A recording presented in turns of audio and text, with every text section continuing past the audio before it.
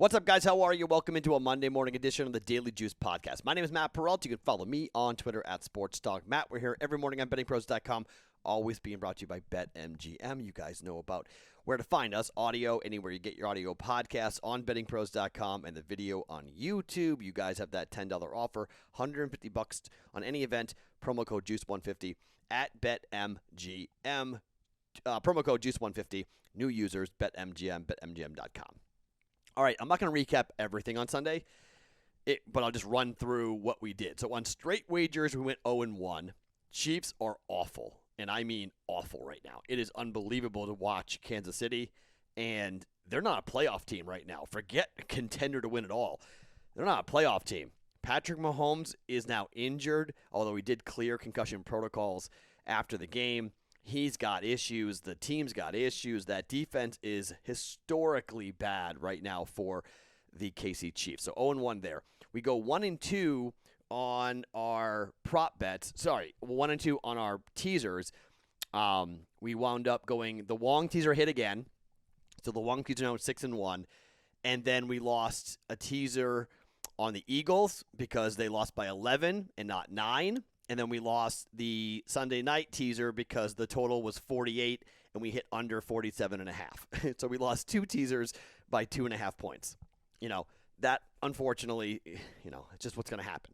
Prop bets were good, 3-1. So, in general, it was a loss. Losing day. Not big. I got to go back and figure out exactly on the podcast. I know it was a loss. Personally, I came in with a couple of personal bets that cashed that wasn't that bad. I got a nice little surprise, and this is one of the things about the Discord channel, okay? Guys, I bet on a lot of different things, and, I try to post as many times as I can in the Discord channel as to, what bets I'm making. So, I didn't realize that the Shakur Stevenson fight was stopped in the 10th round, and I went to dinner, and I had so much going on yesterday. I had a half a unit bet on Shakur Stevenson or was it a quarter unit? I can't remember what I put on it. Whatever I put on it. I think it may have been a half unit. But plus 190 on the fight to go under because nowhere in Vegas had a KO prop, which was on the East Coast was plus 170. And Shakur Stevenson trained for this fight at my gym. And everyone told me he's going for a stoppage. He wants to show everyone that he's not a boring fighter. He's training really hard to get that stoppage. He wants it. So it was 10.5 rounds, meaning in the 11th round. The fight got stopped in the 10th round by the referee. Thus, we cashed that plus 190 wager. So that was nice. I got that. Hit Jonathan Taylor over 68.5 yards rushing last night. I posted that in the Discord channel saying, hey, go ahead and if you want to trail this or fade this, do whatever you want. So, it's one of the more trickier things about the podcast, I think, with the Discord channel because I post things and then people get angry if I say in the podcast that we had a couple of plays inside the Discord channel that weren't official that end up cashing, and then people only listen to the podcast or watch the podcast and then they get mad. It's part of the community thing of why I think being on the Discord channel is so important because if you do care enough to get angry about my plays, I think it's important to be on there quite a bit. In particular during games and going into games, because I can talk to you guys and explain different bets and plays. And I bet the Islanders to beat the Golden Knights last night late. So at the time of taping, it's 2-0 Islanders in the third period. So that was a plus 120 money line because, the Golden Knights are in trouble right now. And they're banged up. They're not playing really well hockey, and yet the books keep on putting them as a favorite early in the year. That won't last for much longer, by the way. Home favorites, road favorites. When the Knights are favored right now, you want to be betting against them. They don't. Something's up with the Golden Knights. It's beyond Robin Lehner. It's beyond Marc-Andre Fleury being traded. They haven't had a bad year yet. They haven't had a stinker of a season since they came into the league.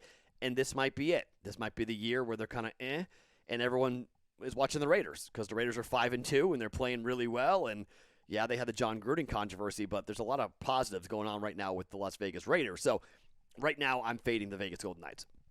Just something I would recommend doing. So tonight we have a Monday Night Football game, Seattle hosting the Saints, and we have a couple of NBA games that I am watching. I can tell you that I probably will be involved with some NBA player props today. Later, closer we get to tip time, I probably have some extra stuff. I'm only going to give you one unit here today because 1.5 units here today, and then have a couple of player props to give you for the other half a unit coming up here for the podcast today. So let's start in the NFL, and let's just start with the New Orleans Saints laying 4 points up against the Seattle Seahawks with Geno Smith starting. I don't love this play, okay? I've seen people who like Geno. I've seen people who think this offense is going to run the football on the Saints. I've seen people who think that the DK Metcalf matchup with the secondary for New Orleans, I don't know. This looks to me a lot like Mac Jones when the Saints went to the Patriots and they dominated and it was a going-away win. I'm not saying Geno Smith's going to stink tonight, but it kind of feels like Geno Smith might stink tonight for the Saints. And I know he's been in the league for a while. He's been one of the better backups for a while, but I really like this Saints defense. So I kind of have to put my money where my mouth is. I've been talking about 9.5 wins. I've been talking about the Saints team, and I know that I would prefer the number to be 3, but I don't want to touch the total because I have no idea what this game's going to look like. None. At Seattle, the under is always a good play. But the total is like 42.5. I'm not going near the total, given what we just happened on Sunday night, where it was 45 at open. It steamed all the way down to 41.5. The weather was awful, and yet all we saw were these deep passes and pass interference calls. It was ridiculous. How many points did the Colts get through pass interference calls? Now, they were the right calls. I'm not arguing about the calls. I'm just saying we got burned because of the flags and the getting set up on the 1 yard line where they could have been field goal drives. They turned into touchdown drives. So that sucked. So I don't want to do that again. And so I'm just going to say a half a unit here. I don't love the pick because, again, I'm not overly confident that Jameis Winston's not going to go up there and lay a huge egg in Seattle. Tough place to play. It's tough to trust the New Orleans Saints on the road to cover a 4-point line. I'm not lying. It's difficult, but I like the Saints defense, and for that reason, same reason why I took them over 9.5 wins, I'm going to take them to go ahead and finish up and get a win here and cover the 4-point line. Okay, number opened up at 4.5. It's been bet down to 4. You could see some more sharp money come in here, but I'm just going to lay the 4. New Orleans -4 on the road at Seattle for a half a unit. Again, when I say that, it means I'm not in love with the bet. Okay, so I'm not committing a full unit to it. Just a half a unit play if you guys want to jump in on it. Okay, so let's go to the NBA. And let's talk about the Atlanta Hawks up against the Detroit Pistons. Now, Cade Cunningham is not going to play in this game. At least he's not supposed to. He's listed as questionable, but he's not supposed to play in the first couple of games for Detroit on the road because on the 30th of October, Detroit opens up at home, and people believe that that will be the first game for Cade Cunningham in a Pistons uniform. He will wind up playing at home for his first game for Detroit.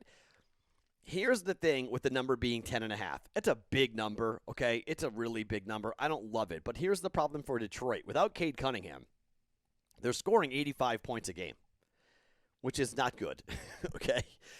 The Hawks are giving up 94 points per game. That's second best in the NBA. So the Hawks are playing really good defense, and Detroit can't score.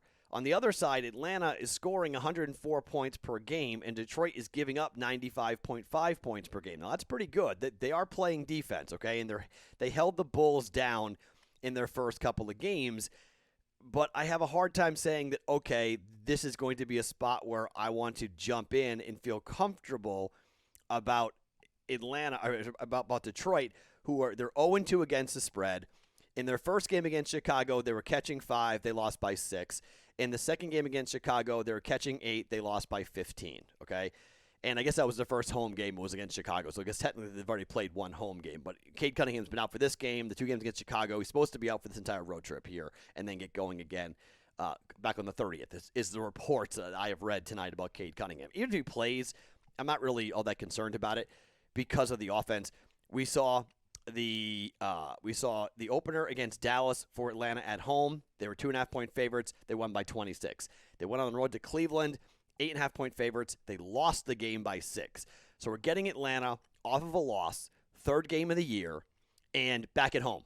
And having them back at home in front of that home crowd, I think you're talking about Trae Young going off. I think we'll take a look at our Clint Capella props, our John Collins props. We'll come back in here on Atlanta. And the 10.5-point line doesn't bother me because they are at home and they're coming off of a loss. Half a unit, I'm going to lay Atlanta -10.5 at home here against the Detroit Pistons. It's a big number, I know, but I'm going to lay it. Atlanta to blow out Detroit here because I don't think Detroit can score enough to keep up.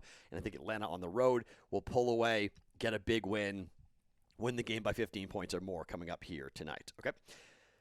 Other NBA play. And this is, well, it's a little bit gross. The total for the Portland Trail Blazers and the LA Clippers is 234 or 234.5, all right? So far, Portland is 2-0 this year to the over.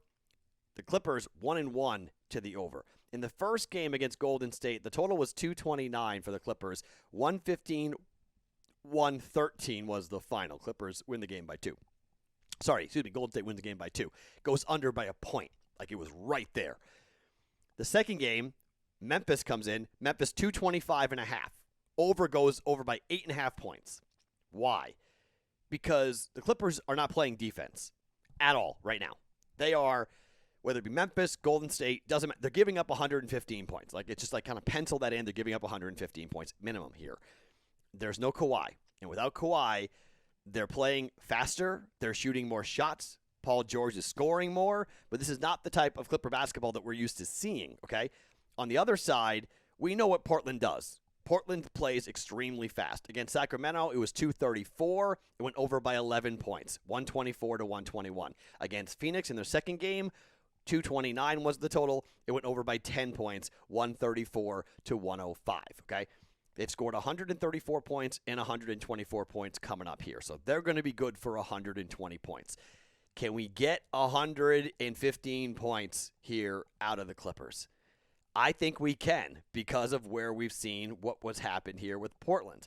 They gave up 121 points to Sacramento, and both those games were at home. This game's on the road here at LA for the Clippers, and maybe LA plays slower, okay? And I thought about that going like maybe because they played at home, but they just played at home against Memphis, and they scored 114 points, and they gave up 120. And that's Memphis. This is Portland, okay? This is the Trailblazers who are going to play really fast, who are going to shoot a ton and go up and down the floor incredibly fast. Right now, Portland is averaging 127.5 points per game, second best in the NBA, and they're giving up 114.5 points. On the other side, the Clippers are scoring 113.1, like 113.5, and the Clippers are in Portland, the Clippers are giving up 117.5, Portland scoring 127.5, and the Clippers are scoring 113.5, and Portland's giving up 114.5.